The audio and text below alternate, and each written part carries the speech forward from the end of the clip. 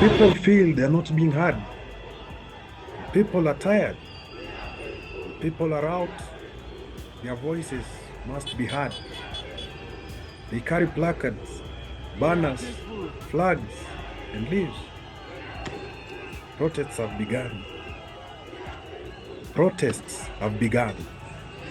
They are peaceful. They are non-violent. Tear gas is lobbed. Gunshots fired. The crowd scatters. The crowd regroups. They still want to be heard. Fatalities reported. Comrades have fallen.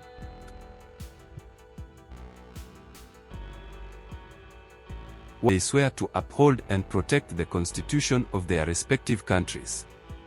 Most often, in their inauguration speech, they do speak of upholding the tenets of democracy and the freedoms and rights of the citizens.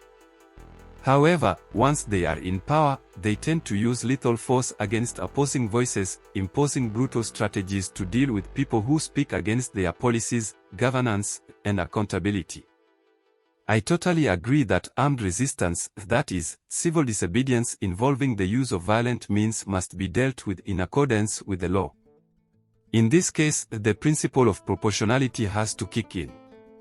In simple terms, the force used against violent protesters should be proportionate to the nature of the threat they pose to the security personnel and the public. For example, protesters burning tires on roads, those pelting stones, and those using guns cannot all be met with the same force since they pose different levels of threat.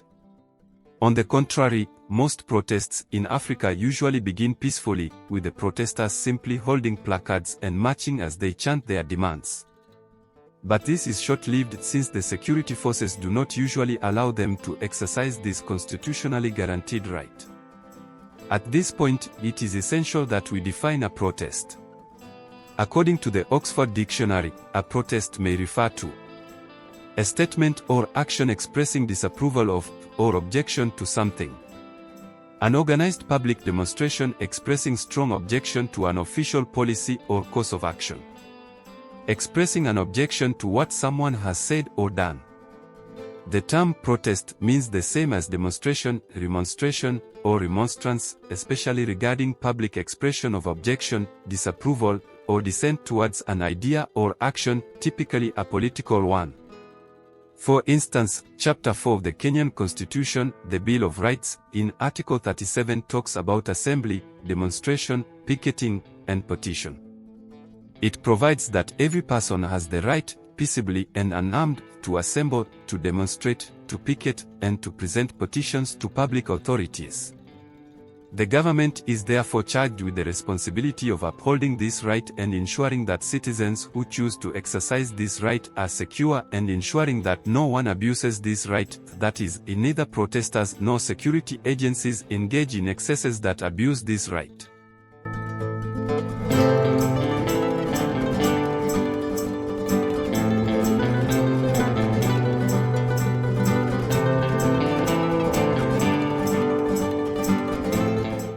Why do protests go far or for extended periods in Africa? In my observation, most of the time, the governments in African countries that are democratically put in power by the people often turn a deaf ear to their cries and issues they raise to the point of them protesting. When the citizens feel that peaceful unarmed protest is the only way the government can pay attention to them, the governments are often prepared to deal with the protesters, putting security agencies on high alert and threatening stern action against protesters rather than listening to and addressing their issues. What follows is the provocation of peaceful protesters by security agencies by lobbing tear gas canisters, water cannons, and firing rubber bullets and sometimes live rounds of ammunition where fatalities are then reported. After significant loss of lives and property, the government comes under scrutiny from human rights bodies and the international community, and the officials opt to dialogue and address the people's concerns. You then wonder, did it have to cost lives and property before the governments would then listen to their employers, the people? I do believe that if African governments can avoid arrogance and have a listening ear, protests would be minimal in the first place. Secondly, when citizens peacefully assemble to raise their concerns, the leaders will take them seriously and talk to them, not talk at them with threats, arrests, and abductions. Notable protests that have hit Africa. The most recent protest is the Anti-Finance Bill 2024 protests in Kenya led by the Gen Z and Millennials, which marked a significant landmark in Kenya's history, where for the first time, the protesters under the campaign Occupy Parliament breached the parliamentary building. 2 weeks into the protests, the media reported more than 40 deaths related to the protests, with hundreds of injuries alleged to have been inflicted by police brutality, billions of properties destroyed, and the government eventually forced to listen, finally conceding to the demands of the youthful protesters. It leaves you wondering, did it have to cost all that? News of deadly protests have hit the waves across the African continent. Across most African countries, there are multiple examples of unarmed peaceful protests that governments have dealt with using lethal force, often resulting in several deaths, injuries, and loss of property. I feel like I'm losing my mind. Is everybody in the world blind? Please, Lord, give me a sign, a sign. I feel like I'm losing my mind. Everybody in the world blind? Please, Lord, give me a sign, a sign. I wanna be the greatest. Everybody on the fake shit. I look around and feel like everybody is the fakest. I make this every day and I'm impatient, hoping one day I blow up from the basement. Statement. I feel like I'm losing my mind. Is everybody in the world blind?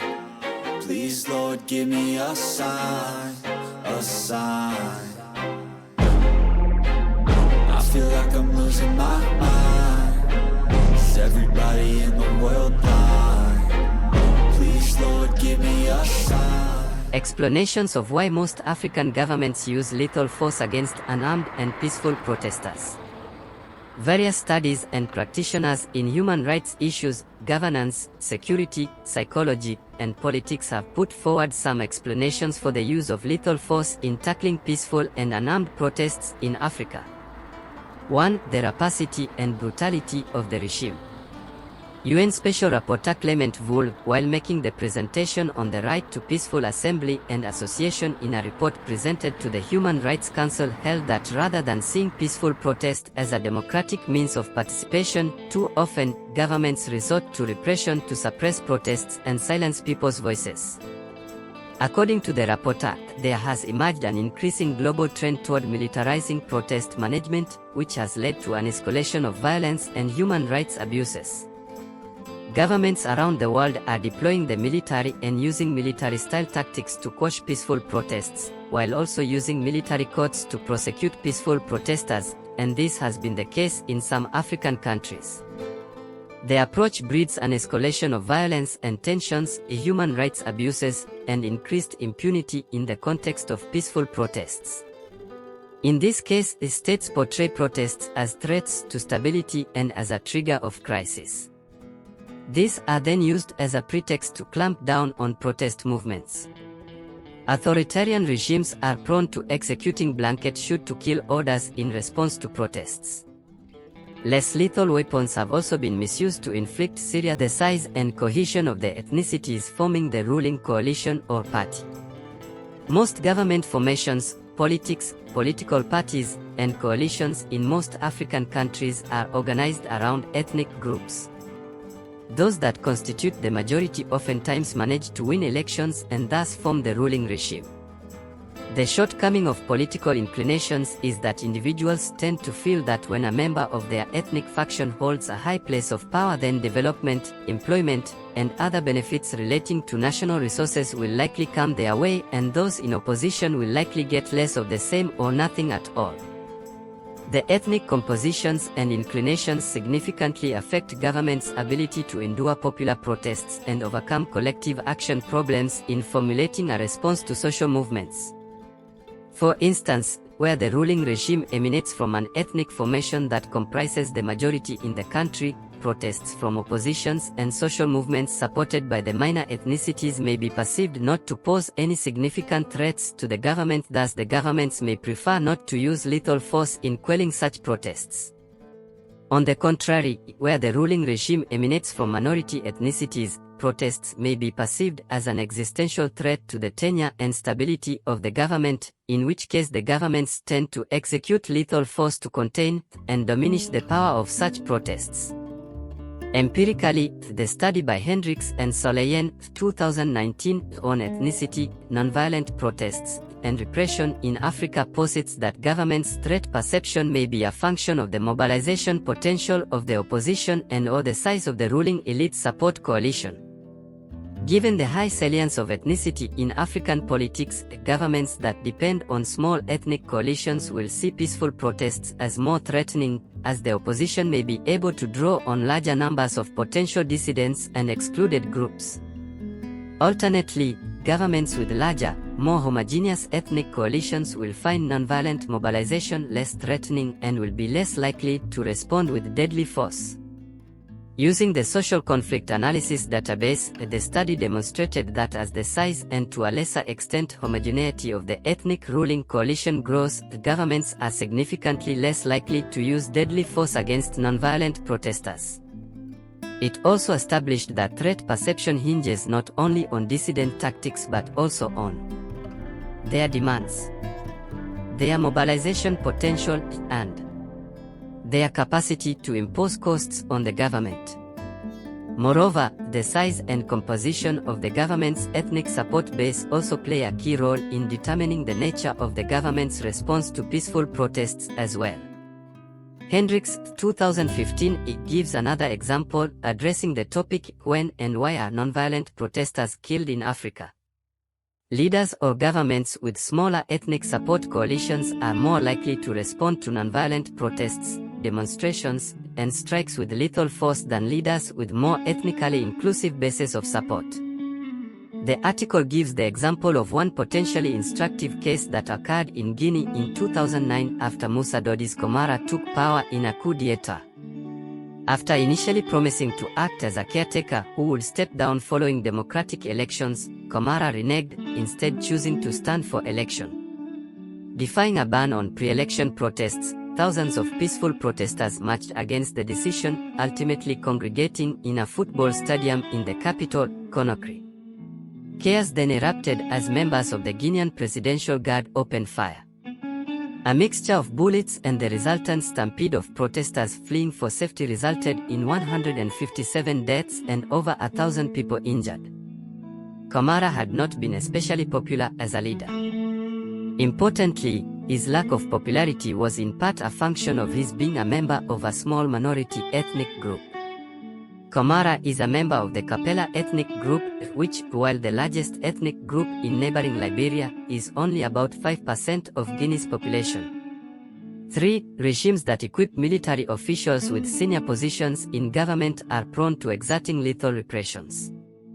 A study by Tost and Mix, 2014, on the lethal repression of peaceful protest in Africa established that regimes that equip military officials with prominent positions in the government are prone to initiate lethal repression. Militaries are hierarchical organizations that specialize in the deployment of violence, so it is often assumed that militaries rule by force and by force alone.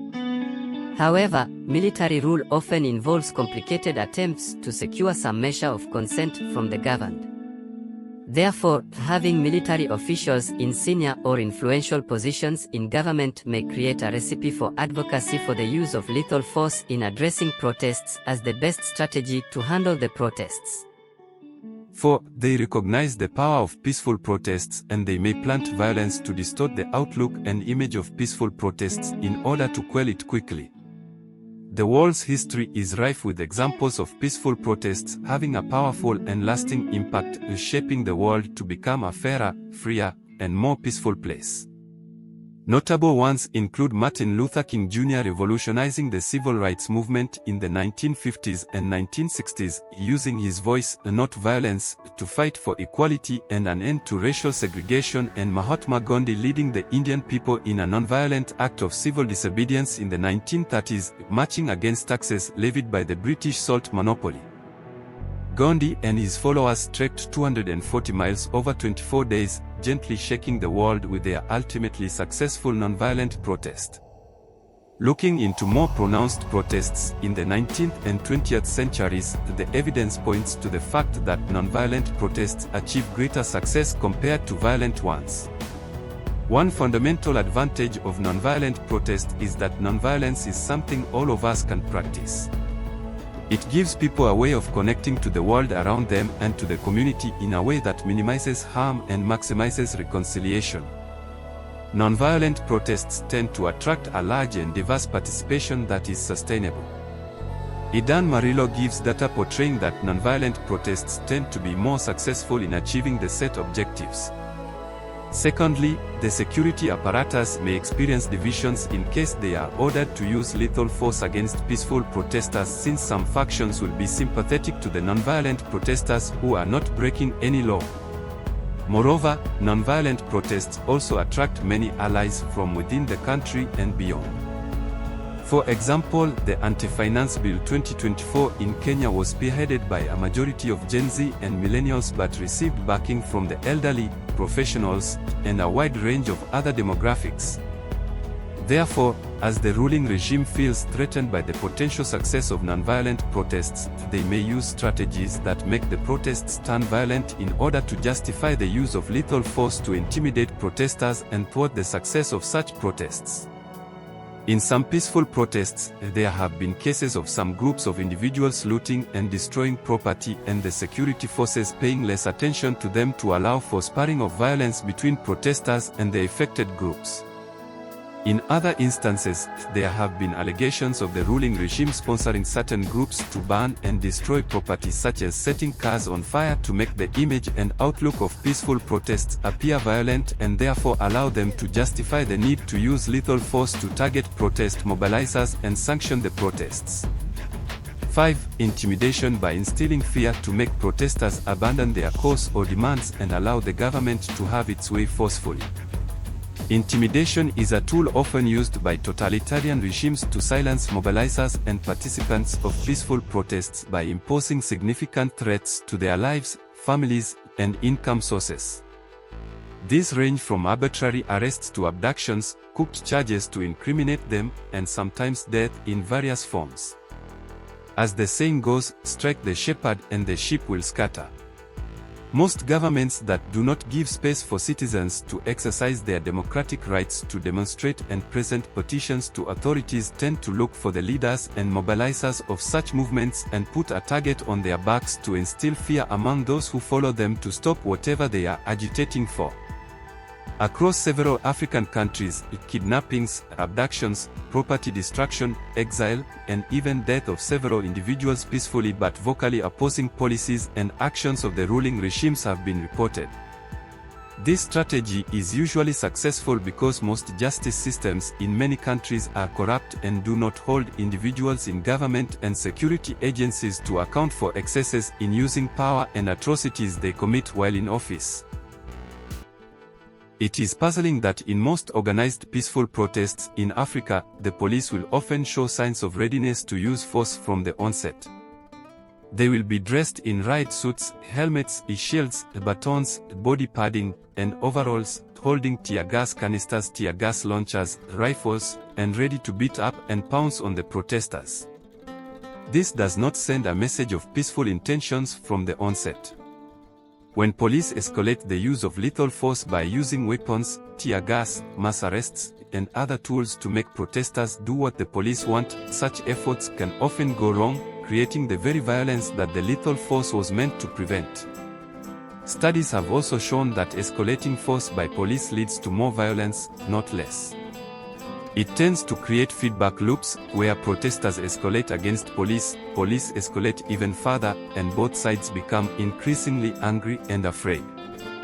7. Weak legislatures that do not represent the will of their constituents. The legislatures in most African countries are not effectively carrying out their oversight roles over the executive, which oftentimes causes the problems that citizens protest about.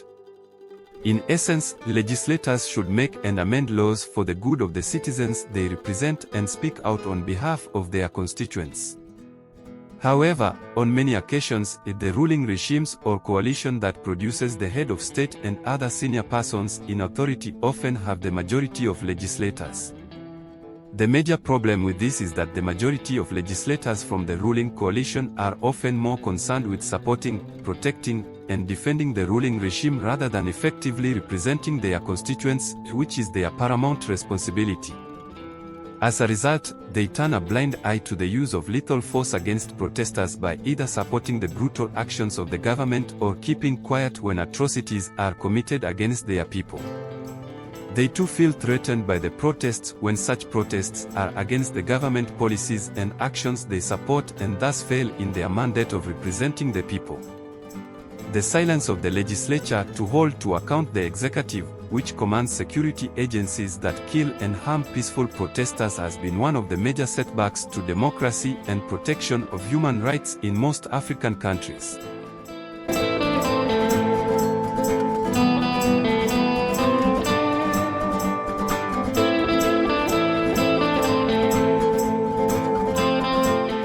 Way forward.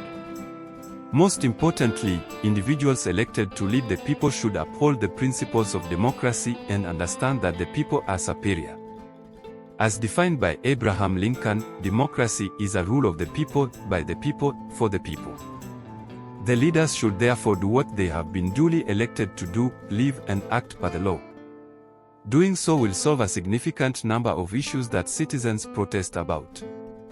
Secondly, African governments should engage with protesters, hear their concerns, and address the root causes of the crisis. Special Rapporteur to the UN Clement Wool argues that by creating an enabling environment for peaceful protests and listening to the legitimate demands of protesters, governments can adopt more responsive and just policies and can reach inclusive, participatory, and peaceful resolutions of crisis situations. Thirdly, civil societies and citizens should continue pushing for vertical accountability akin to democratic responsiveness on the part of the government and leaders. This will lower the likelihood of repression. The people can hold their leaders accountable via elections or via more indirect means, such as the free articulation of interests and the political competition of ideas. We all have to acknowledge that only well-developed mass participation and representation of diverse interests in the political sphere reduce the likelihood of repression.